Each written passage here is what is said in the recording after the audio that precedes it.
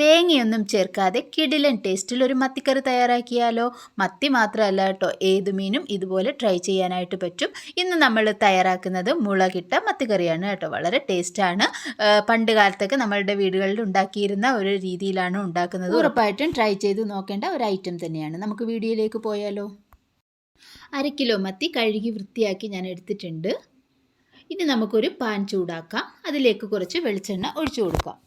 വെളിച്ചെണ്ണയാണ് എപ്പോഴും നമ്മൾ ഈ മീൻകറിയൊക്കെ വെക്കുമ്പോഴും നല്ലത്. നല്ലൊരു മണവും സ്വാദുമൊക്കെ കിട്ടും. അതിനുശേഷം നമുക്ക് സവോള ഇട്ട് കൊടുക്കാം. കുറച്ച് അധികം കുരുമുളക് കൂടി ഇട്ട് കൊടുക്കുക. 1 സ്പൂൺ അളവിൽ കുരുമുളക് ഞാൻ ഇട്ട് കൊടുക്കുന്നുണ്ട്. ആവശ്യത്തിന് കറിവേപ്പില കൂടി ചേർത്ത് കൊടുക്കാം. ഇനി ചെറിയുള്ളി ആണെന്നുണ്ടെങ്കിൽ കൂടുതൽ ടേസ്റ്റ് ആയിരിക്കും കേട്ടോ. നല്ല ടേസ്റ്റാണ്. പിന്നെ എപ്പോഴും നമ്മളുടെ കയ്യിൽ ഈ ചെറിയുള്ളിയൊന്നും അവൈലബിൾ ആയിരിക്കില്ല അല്ലേ? അപ്പോൾ സവോള തന്നെ ആയിരിക്കും നല്ലത്. സവോള തന്നെ എടുക്കാം. ഇത് നന്നായിട്ടൊന്ന് വഴറ്റി കൊടുക്കാം. തേങ്ങയുടെ ഒന്നും ആവശ്യമില്ല കേട്ടോ. നമ്മൾക്ക് ഈ മീൻകറി വെക്കാൻ വേണ്ടിയിട്ട് തേങ്ങയൊന്നും ഇല്ലെങ്കിലും ഈ മുളകിട്ട മീൻകറി ഭയങ്കര ടേസ്റ്റാണ് കേട്ടോ. ഒരു പാട്ടൊക്കെ കേട്ടുകൊണ്ട് നമ്മളൊരു മീൻകറിയോ പാചകമൊക്കെ ചെയ്യുമ്പോൾ നമ്മൾക്ക് കുക്കിംഗ് ഒരിക്കലും ബോറടിക്കില്ല കേട്ടോ. നല്ല എൻജോയ് ചെയ്ത് നമുക്ക് പാചകം ചെയ്യാനായിട്ട് പറ്റും. അപ്പം അതെല്ലാം ഒന്ന് നന്നായിട്ട് വഴറ്റിയെടുത്തിട്ടുണ്ട്. ഇനി നമുക്ക് പൊടികൾ ഇട്ട് കൊടുക്കാം. ഒരു 1/4 ടീസ്പൂൺ അളവിൽ മഞ്ഞൾപ്പൊടി ഇട്ട് കൊടുക്കുന്നുണ്ട്. 2 വലിയ സ്പൂണ് മുളക് പൊടി ഇട്ട് കൊടുക്കുന്നുണ്ട്. മല്ലിപ്പൊടി 1 സ്പൂൺ അളവിൽ. മല്ലിപ്പൊടി നമ്മൾ കുറച്ചാണ് ഇടുന്നത് കേട്ടോ. മുളക് പൊടി കൂടുതലും മല്ലിപ്പൊടി കുറവുമാണ് ഇട്ട് കൊടുക്കുന്നത്. ഇനി ഇതിൻ്റെ പച്ചമണം ഒന്ന് മാറിക്കിട്ടണം. നന്നായിട്ടൊന്ന് മൂപ്പിച്ചെടുക്കണം കേട്ടോ. ആ മുളകിൻ്റെ നല്ല രീതിയിൽ ആ പച്ചമണമൊക്കെ ഒന്ന് മാറിക്കിട്ടണം. അപ്പോൾ ചെറിയ തീയിലിട്ട് നമുക്ക് ഈ പച്ചമണമെല്ലാം ഒന്ന് മാറ്റിയെടുക്കാം. ഇങ്ങനെ ട്രൈ ചെയ്ത് കഴിഞ്ഞാൽ നിങ്ങൾ പിന്നെ ഇങ്ങനെ ട്രൈ ചെയ്യുള്ളൂ കേട്ടോ. എളുപ്പമാണ്, നല്ല ടേസ്റ്റുമാണ് കേട്ടോ. നമ്മൾ തേങ്ങയൊന്നും അരയ്ക്കേണ്ട ഒരു കാര്യവുമില്ല. പിന്നെ ഈ മുളക് പൊടിയും മല്ലിപ്പൊടിയുടെ പച്ചമണം മാറുന്നത് ഒന്ന് ശ്രദ്ധിക്കണം കേട്ടോ. അപ്പോൾ അത് നല്ലതായിട്ട് ആ പച്ചമണമൊക്കെ ഒന്ന് മാറി ഒരു സ്മെല്ലൊക്കെ വരുന്നത് നമ്മൾ ശ്രദ്ധിക്കണം. ഒരുപാടങ്ങ് തീ കൂട്ടിയിടരുത്. അത് പൊടികൾ കരിഞ്ഞാലും ടേസ്റ്റിന് വ്യത്യാസം വരും. സിമ്മിലിട്ട് നമുക്കൊന്ന് നല്ലതായിട്ടൊന്ന് പച്ചമണമൊക്കെ ഒന്ന് മാറ്റിയെടുക്കാം. അതിന് നമുക്ക് മിക്സിയുടെ ജാറിലിട്ടിട്ട് നന്നായിട്ടൊന്ന് അരച്ചെടുക്കണം. തണുത്തതിന് ശേഷം അരച്ചെടുക്കാം. കുറച്ച് വെള്ളം കൂടി ചേർത്തിട്ട് നന്നായിട്ട് ഫൈൻ പേസ്റ്റാക്കി അരച്ചെടുക്കണം. നമ്മൾ ഇതിനകത്ത് വെളുത്തുള്ളിയോ ഇഞ്ചിയോ ഒന്നും ചേർത്തിട്ടില്ല കേട്ടോ. മിക്സിയുടെ ജാറിലേക്ക് ഇട്ട് കൊടുക്കാം. നല്ല ഫൈൻ പേസ്റ്റാക്കി അരച്ച് മാറ്റി വെക്കാം.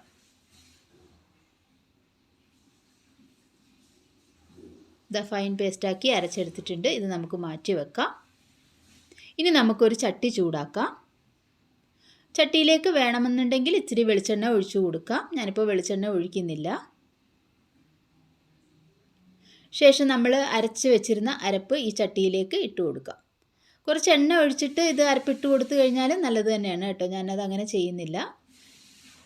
ഡയറക്റ്റ് അരച്ച് വെച്ചിരുന്നത് ഈ ചട്ടിയിലേക്ക് ഇട്ട് കൊടുത്തിട്ടുണ്ട്. ഒരുപാട് ടൈമൊന്നും എടുക്കില്ല കേട്ടോ. പെട്ടെന്ന് ആയി കിട്ടും. മീൻകറി പെട്ടെന്ന് നമുക്ക് റെഡിയാക്കി എടുക്കാനായിട്ട് പറ്റും. ടേസ്റ്റിൻ്റെ കാര്യത്തിൽ ഒട്ടും കോംപ്രമൈസില്ല കേട്ടോ. അത്ര നല്ല ടേസ്റ്റാണ്. അപ്പം ആവശ്യത്തിനുള്ള വെള്ളം കൂടി ഒഴിച്ചു കൊടുക്കാം. നമുക്ക് എത്രയാണോ ഗ്രേവി അതിനനുസരിച്ചിട്ട് വെള്ളം ഒഴിച്ചു കൊടുക്കുക. ഒരുപാട് അങ്ങ് വെള്ളം ഒഴിച്ച് ആക്കണ്ട. കുറച്ച് വെള്ളം ഒഴിക്കുക. ഇനി ആവശ്യത്തിനുള്ള പച്ചമുളക് ഇട്ട് കൊടുക്കാം. കുടംപുളിയാണ് ഞാൻ എടുക്കുന്നത്. കുടംപുളി കൂടി ചേർത്ത് കൊടുക്കാം. ഈ മീൻ കറിയിലൊക്കെ കുടംപുളി ചേർക്കുമ്പോൾ ഒരു പ്രത്യേക ടേസ്റ്റ് തന്നെയാണ് കേട്ടോ. ആവശ്യത്തിനുള്ള ഉപ്പ് ഇട്ട് കൊടുക്കാം. ചിലർ പിഴുപുളിയാണ് ചേർത്ത് കൊടുക്കുന്നത്. ഈ മീൻ കറിക്ക് കുടംപുളിയാണ് കൂടുതൽ ടേസ്റ്റ് കൊടുക്കുക. ഇനി ആവശ്യത്തിനുള്ള കറിവേപ്പില ഇട്ട് കൊടുക്കാം. കറിവേപ്പില എത്ര ഇട്ടാലും മതിയല്ലോ കേട്ടോ. നല്ലൊരു ഫ്ലേവർ കിട്ടും. ഇനി എരിവും പുളിയൊക്കെ നമ്മളുടെ ആവശ്യാനുസരണം നോക്കിയിട്ട് വേണം ഇട്ട് കൊടുക്കാൻ വേണ്ടിയിട്ട്. പുളി അതിനനുസരിച്ചിട്ട് ഇട്ട് കൊടുക്കണം കേട്ടോ. നമുക്ക് ചിലർക്ക് ഒരുപാട് പുളി ചേർക്കുന്നത് ഇഷ്ടം ഉണ്ടാവില്ല. അപ്പോൾ അതിനനുസരിച്ചിട്ട് കൂട്ടുകയോ കുറയ്ക്കുകയൊക്കെ ചെയ്യാം. നമുക്ക് രുചി തോന്നുന്നത് എന്താണോ അതിനനുസരിച്ചിട്ട് നമുക്ക് പാചകം ചെയ്യാം കേട്ടോ.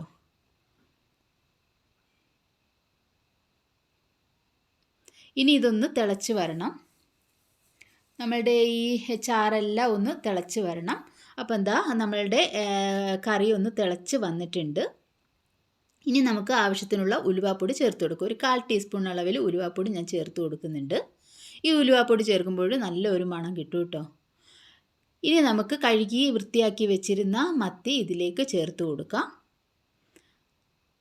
നമ്മളിങ്ങനെ ചാറൊക്കെ തിളച്ചിട്ട് ഇങ്ങനെ ഇട്ട് കൊടുത്തു കഴിഞ്ഞാൽ എന്താണ് ഈ മീൻ പെട്ടെന്ന് ഉടഞ്ഞു പോവില്ല കേട്ടോ. അല്ലെങ്കിൽ പെട്ടെന്ന് ഉടഞ്ഞു പോകും. മീനൊന്നും അധികം വേവില്ലാത്തതല്ലേ മത്തി അയില എന്നൊക്കെ പറയുന്നത്. അപ്പോൾ ഇങ്ങനെ തിളപ്പിച്ചതിന് ശേഷം നമ്മൾ മീനൊക്കെ ഇട്ട് കൊടുക്കുകയാണെന്നുണ്ടെങ്കിൽ ഉടഞ്ഞു പോകില്ല, മീൻ ഉടഞ്ഞു പോകില്ല. ഇനി ഒത്തിരി ഇട്ട് ഇളക്കരുത് കേട്ടോ. ഇനി ഇത് ചെറുതീയിലിട്ട് നന്നായിട്ട് വേവിച്ചെടുക്കുക. ഒരു 10 മിനിറ്റിനുള്ളിൽ ഈ കറി റെഡിയാവും കേട്ടോ. ഇനി ഇതൊന്ന് തിളപ്പിച്ചെടുക്കണം.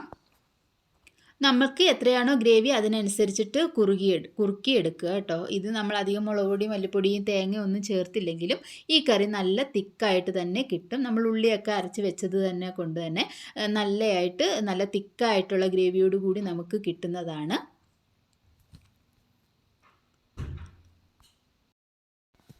അപ്പോൾ എന്താ നമ്മളുടെ കറിയെല്ലാം തിളച്ച് സെറ്റായിട്ട് വന്നിട്ടുണ്ട്. എണ്ണ മേലെ തെളിഞ്ഞു വരും കേട്ടോ. കറി ഒന്ന് വറ്റി വരുമ്പോഴും എണ്ണയൊക്കെ മേലെ തെളിഞ്ഞു വരുന്നതാണ്. അപ്പോൾ കറി നമ്മളുടെ റെഡി ആയിട്ടുണ്ട്. ഇനി നമുക്ക് ഇതിനകത്ത് ഒരു കടുകും കൂടി താളിച്ച് ചേർക്കാനുണ്ട്. ആ കടുകും കൂടി താളിച്ച് ചേർക്കുമ്പോഴാണ് കേട്ടോ ഈ മീൻ കറിക്ക് നല്ല ടേസ്റ്റ് കിട്ടുക. നമുക്ക് പാൻ ചൂടാക്കാം. അതിലേക്ക് കറിവേപ്പിലയും ചെറിയുള്ളി ഉണ്ടെങ്കിൽ അതും കൂടി ചേർത്ത് കൊടുക്കാം. വറ്റൽമുളക് ഉണ്ടെങ്കിൽ അത് ചേർത്ത് കൊടുക്കാം. നമ്മൾ താളിക്കുന്നതിന് എന്തൊക്കെയാണോ ചേർക്കുന്നത് അതൊക്കെ തന്നെ നമുക്ക് ചേർത്ത് കൊടുക്കാം. വെളിച്ചെണ്ണ ഒഴിച്ചിട്ട് വേണം. വെളിച്ചെണ്ണ ഒഴിച്ചിട്ട് കടുക് പൊട്ടിക്കാൻ ഞാൻ മറന്നു പോയിരുന്നു. അപ്പം കുറച്ച് കടുകും കൂടി ഇട്ടിട്ട് പൊട്ടിക്കാം. കടുക് പൊട്ടിച്ചതിന് ശേഷം നമ്മൾ ചെറിയുള്ളി, കറിവേപ്പില, വറ്റൽമുളക് ഇതൊക്കെ ചേർത്തിട്ട് നമുക്ക് കടുക് താളിക്കാം കേട്ടോ. ഇതൊക്കെ ചേർത്ത് കടുക് താളിക്കുമ്പോൾ നല്ല ഒരു മണം ഉണ്ടാകും. കടുക് ഞാൻ മറന്നു പോയിരുന്നു. ഇപ്പം ഇട്ടിട്ടുണ്ട്. അത് പൊട്ടിച്ചെടുക്കാം കേട്ടോ. ഒരു സൈഡിലോട്ട് മാറ്റിയിട്ട് നമുക്ക് കടുക് പൊട്ടിച്ചെടുക്കാം. പിന്നെ ഈ സമയത്ത് തന്നെ കുറച്ച് മുളക് പൊടിയും കൂടെ ചേർത്തിട്ട് നമ്മൾ കടുക് താളിക്കുകയാണെന്നുണ്ടെങ്കിൽ ഭയങ്കര ടേസ്റ്റാണ് കേട്ടോ. കറിക്ക് കൂടുതൽ ഒരു കളറും ഒരു രുചിയും ഒക്കെ കൂടുന്നതാണ്. ഞാൻ അങ്ങനെയൊന്നും ചെയ്യുന്നില്ല. ഓൾറെഡി നമ്മളുടെ മുളക് പൊടിയൊക്കെ ആവശ്യത്തിന് ഇട്ടിട്ടുണ്ട്. പക്ഷേങ്കിൽ ഒന്നും കൂടി ഇങ്ങനെ കടുക് താളിക്കുന്ന ടൈമിൽ കുറച്ച് മുളക് പൊടി ഇട്ട് കഴിഞ്ഞാൽ കുറച്ചും കൂടി ഒരു കളർഫുള്ളായിരിക്കും നമ്മളുടെ കറി കാണാൻ വേണ്ടിയിട്ട്. ഇതെല്ലാം നല്ലതായിട്ടൊന്ന് ബ്രൗൺ നിറമാകുന്നത് വരെ ഒന്ന് വഴറ്റിയെടുക്കാം. കടുക് താളിച്ച് ചേർക്കുമ്പോഴാണ് മീൻ കറിക്കായാലും ഏത് കറിക്കായാലും ഒരു പ്രത്യേക ടേസ്റ്റ് ഉണ്ടാകുക. അപ്പോൾ ഞാൻ പറഞ്ഞ രീതിയിൽ ഒന്ന് ട്രൈ ചെയ്ത് നോക്കൂ കേട്ടോ. ഭയങ്കര ടേസ്റ്റാണ്. അപ്പം നമ്മളുടെ ഏകദേശം ഒരു മൂത്തൊക്കെ വന്നിട്ടുണ്ട്.